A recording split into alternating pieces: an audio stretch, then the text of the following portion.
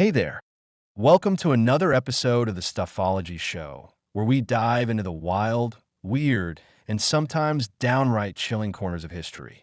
Today, we're going deep into a topic that's sure to make you question everything: conspiracy theories that turn out to be true. These are the stories that start as whispers in smoky backrooms, dismissed as tinfoil hat nonsense, only to hit the headlines with undeniable proof. We're talking government cover-ups, secret experiments, corporate schemes, and scandals that shake your faith in the system. So, grab a snack, get comfy, and let's unravel a whole mess of conspiracies that went from crazy to confirmed. Let's start with the roots of conspiracy theories. The term conspiracy theory might feel like it was born on the internet, but people have been side-eyeing power forever.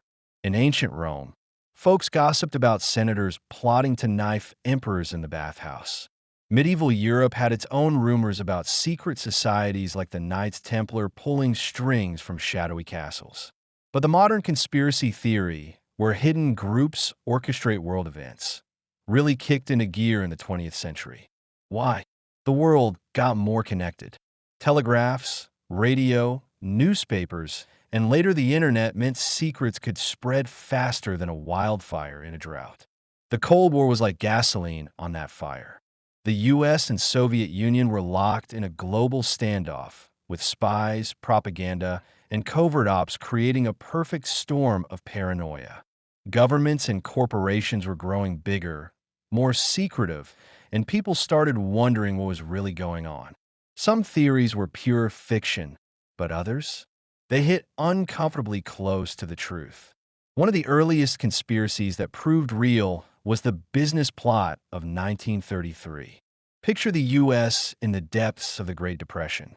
Banks are crumbling, folks are lining up for soup kitchens, and President Franklin D. Roosevelt is pushing his New Deal to get the country back on its feet. But not everyone's on board. Some of America's wealthiest players, think bankers, industrialists, possibly even names tied to DuPont, J.P. Morgan, or Standard Oil, hated FDR's policies. They saw his pro-worker reforms as a slide towards socialism, a threat to their empires. So, they hatched a plan to overthrow him. Their recruit? Smedley Butler, a retired Marine Corps general with a chest full of medals and a loyal following among veterans. The pitch was wild: lead a private army of 500,000 World War I vets, march on Washington, and install a fascist-leaning government with Butler as a figurehead. They promised him cash, weapons, and political backing. But Butler was a patriot, not a pawn. He played along, gathered details, and then spilled everything to Congress in 1934. At first, people laughed it off. A coup in America? Get real. But the McCormack-Dickstein Committee investigated and found enough evidence to back parts of Butler's story. Witnesses corroborated meetings, and financial trails pointed to big money. No one was prosecuted, and the plot fizzled, but left a dark mark. It showed that even in a democracy, wealth could breed dangerous schemes. Let's jump to the CIA's MKUltra program, a conspiracy so wild it sounds like science fiction. In the 1950s, the Cold War had everyone spooked about brainwashing. The Korean War fueled fears of Manchurian Candidate soldiers. People turned into mindless puppets. The CIA decided to beat the Soviets at their own game with MKUltra, a secret program to master mind control. They experimented with LSD, hypnosis, sensory deprivation, and psychological torture. The victims? Often unsuspecting Americans. Soldiers, prisoners, mental health patients, and even random folks at bars were dosed with LSD without consent. One subproject, Operation Midnight Climax, had agents luring people to safe houses in San Francisco and New York, slipping them drugs, and watching their reactions through two-way mirrors. In Canada, Dr. Ewan Cameron ran experiments at McGill University, using electroshock, sensory deprivation, and massive doses of LSD to reprogram patients' minds. Many were left with permanent memory loss or worse. The program ran from 1953 to 1973, affecting thousands. When the Church Committee exposed it in 1975, the public was floored. Declassified documents showed the CIA had funded over 150 subprojects, often through front organizations like universities. Most records were destroyed in 1973, but what remained was damning. MKUltra wasn't just a rogue operation. It was systematic, and it showed the CIA was willing to treat its own citizens like lab rats. Now, let's talk about the Tuskegee Syphilis Study, a conspiracy that's as heartbreaking as it is infuriating. In 1932, the U.S. Public Health Service launched a study in Macon County, Alabama, to track the effects of untreated syphilis. They recruited 399 African-American men, mostly poor sharecroppers, promising free health care for bad blood, a vague term that could mean anything from anemia to syphilis. The men weren't told they had syphilis, and they were never treated, even after penicillin became a standard cure in the 1940s. For 40 years, until 1972, the government watched as the disease caused blindness, heart failure, dementia, and death. They misled the men with fake treatments like spinal taps, which were actually diagnostic tests. Families suffered, and the disease spread to some wives and children. A whistleblower, Peter Buxton, leaked the story to the Associated Press in 1972, sparking outrage. The study was shut down, and it led to major reforms like the National Research Act of 1974, which mandated informed consent. But the damage was deep. Tuskegee fueled distrust in healthcare, especially among Black Americans, and that legacy persists in vaccine hesitancy and skepticism toward medical institutions. Let's move to the digital age with the NSA's PRISM program. After September 11th, rumors started that the government was spying on everyone's phone calls, emails, and internet activity. It sounded like classic Big Brother paranoia. Then, in 2013, Edward Snowden, an NSA contractor, dropped a bombshell. He leaked documents to The Guardian and The Washington Post, revealing PRISM, a program that collected data from tech giants like Google, Apple, Microsoft, and Facebook. The NSA was grabbing emails, chats, search histories, and even video calls, often without warrants. The program targeted foreigners but swept up millions of Americans' data in the process. Snowden's leaks showed the NSA had direct access to company servers, sometimes with the firm's cooperation. The fallout was massive: global protests, lawsuits, and a firestorm over privacy. Some hailed Snowden as a hero for exposing government overreach. Others called him a traitor for leaking classified info. Either way, he proved the conspiracy theorists right. PRISM forced us to confront the reality of mass surveillance, and it's still shaping debates over privacy laws and tech accountability. Let's rewind to the 1960s for Operation Northwoods, a plan so audacious it's hard to believe it was real. The U.S. was itching to invade Cuba after Fidel Castro's revolution and his alliance with the Soviets. In 1962, the Joint Chiefs of Staff proposed a scheme to justify war, stage fake terrorist attacks, and blame Cuba. They suggested blowing up a U.S. plane, possibly a drone, sinking an American ship, or even staging attacks in cities like Miami or Washington, D.C. They'd plan evidence pointing to Havana, whip up public anger, and get a green light for invasion. This wasn't a barroom brainstorm. It was a detailed proposal signed by Chairman Lyman Lemnitzer and sent to President Kennedy. JFK rejected it outright, and it stayed buried until the 1990s when declassified documents surfaced under the Freedom of Information Act. Reading the plans today is chilling. They even considered killing American citizens to sell the story. Operation Northwoods showed how far the military was willing to go to manipulate public opinion. It makes you wonder what other plans never saw the light of day. The Iran-Contra affair is another conspiracy that sounds like a political thriller.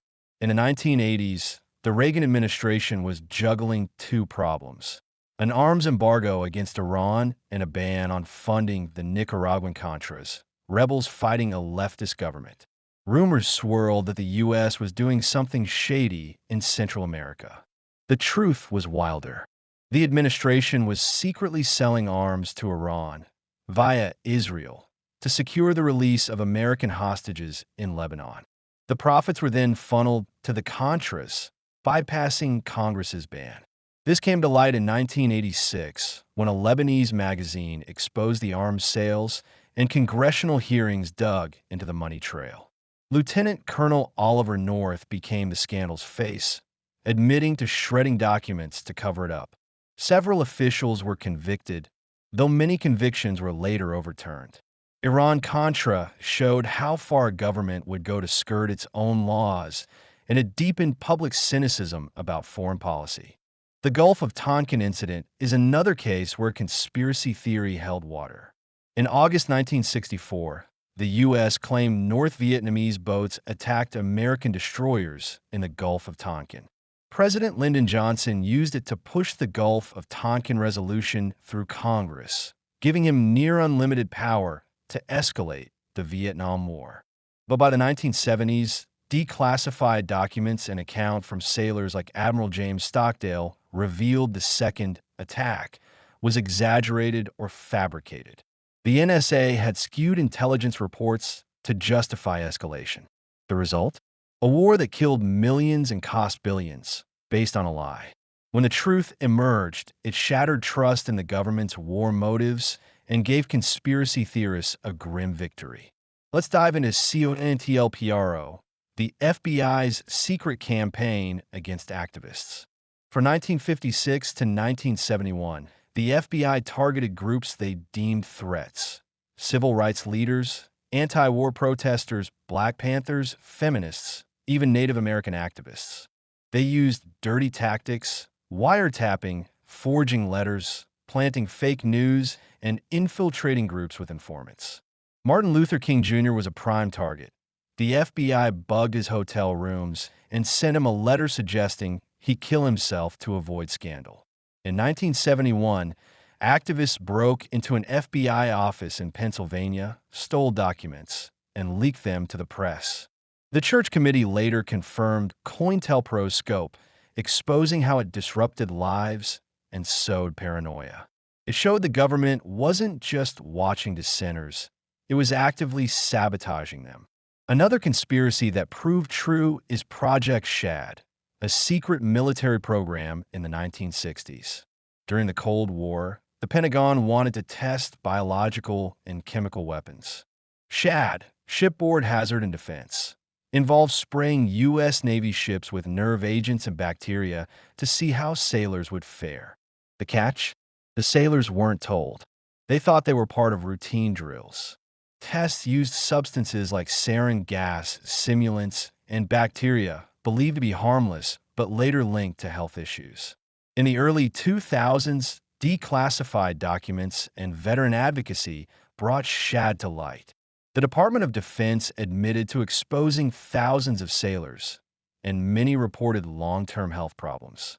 It was another case of the military treating its own as guinea pigs, echoing culture's callousness. Let's talk about the poisoner-in-chief, a lesser-known but chilling conspiracy tied to the CIA's chemical experiments. Sidney Gottlieb, the CIA's top chemist in the 1950s and 60s, ran programs beyond MKUltra, developing poisons for assassinations. The agency created toxins to kill leaders like Fidel Castro. Think exploding cigars or poison wetsuits. They also tested these on unwitting subjects, including U.S. citizens. One case involved Frank Olson, a biochemist who was dosed with LSD in 1953 and later died under mysterious circumstances, possibly pushed from a hotel window. His family fought for decades to uncover the truth, and declassified files in the 1970s confirmed the CIA's role. Gottlieb's work showed the agency's obsession with covert killing, and it left a trail of broken lives. The Venona Project is another conspiracy that stayed hidden for decades. During World War II and the early Cold War, the U.S. was intercepting Soviet communications. The Venona Project cracked encrypted messages revealing Soviet spies in the U.S. government, including some tied to the Manhattan Project. For years, people dismissed claims of widespread Soviet infiltration as McCarthyist paranoia. But when Venona files were declassified in 1995, they confirmed spies like Julius Rosenberg and others had passed secrets. The project showed the government knew about espionage, but kept it secret to protect intelligence methods, letting rumors fester. The legacy of these conspiracies is everywhere. The business plot exposed the dangers of unchecked wealth. MKUltra, Tuskegee, and SHAD shattered trust in science and medicine, especially from marginalized groups. PRISM redefined privacy in the digital age. Operation Northwoods, Iran-Contra, and Gulf of Tonkin showed how governments could manipulate wars and policy. COINTELPRO and the Poisoner-in-Chief revealed surveillance and assassination plots against citizens. Venona proved even paranoid fears could be real. These events drove reforms. Think informed consent laws, FOIA, or whistleblower protections. But they also fueled a culture of skepticism. They've made us question institutions, from healthcare to tech to the military. And maybe that's not all bad. It keeps us curious, keeps us digging. The line between conspiracy and truth is razor thin, and history keeps proving it. So, next time you hear a wild theory, don't laugh too quick. It might just be tomorrow's headline. Thanks for joining us, folks. Keep your eyes open and your questions sharp.